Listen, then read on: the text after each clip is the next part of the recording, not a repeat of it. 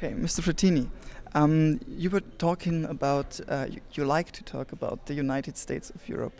Can you tell us a little bit about this vision and perhaps some concrete points you want to reach? Well, first of all, we have to look at the future of Europe, not for tomorrow. Vision means talking about what in 20 years Europe will be. If you look at the next generation, you will have to answer the question. There will be a possibility to transfer sovereignty from national member states to institutions in Europe in important fields that include economic governance, having a true European monetary union, having a framework of common regulations or supervision in important fields like accountability or better spending principle. Is it possible? I think it is.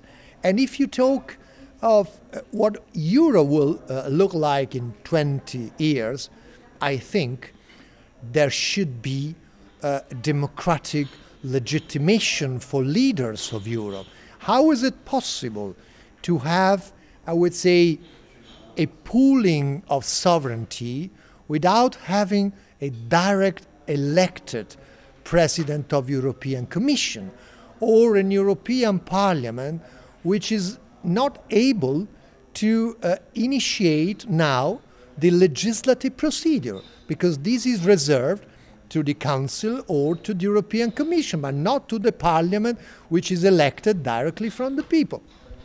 Maybe you can tell me something about the special ideas the European countries might have when they were talking to other countries. Like when you say Italy is maybe good for foreign policy to North Africa. Can you talk about that again? Well, I would like also to talk in the mid-long term about, I would say, giving up the unanimity principle on foreign policy. I would like very much to see my daughter's Europe having a decision in foreign policy adopted by majority, maybe by qualified majority. But once a decision is taken, of course, there are states that, given their traditions, origins, culture, can better deal with some geographic areas. I wouldn't be the best place to deal with China, while I would be one of the best places to deal with Libya or Mediterranean or Middle East. But will there be trouble with France, perhaps? Oh yes, but I would imagine the groups, not individual ministers or states, but the formation of especially interested states after a decision is taken unanimously or by qualified majority. That would be a possibility to avoid to concentrate only in one personality the implementation of foreign policy decisions. Okay, the last question. There are some rumors that you might be, perhaps in a few years or 2 years, the next secretary of the NATO. Are you ready for it? Well, I used to say the following.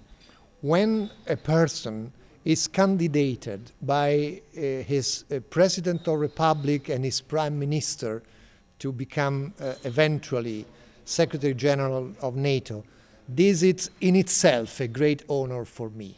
I cannot add anything. Okay, and what about Mr. Monti? You think he's a great solution for Italy? Well, he is.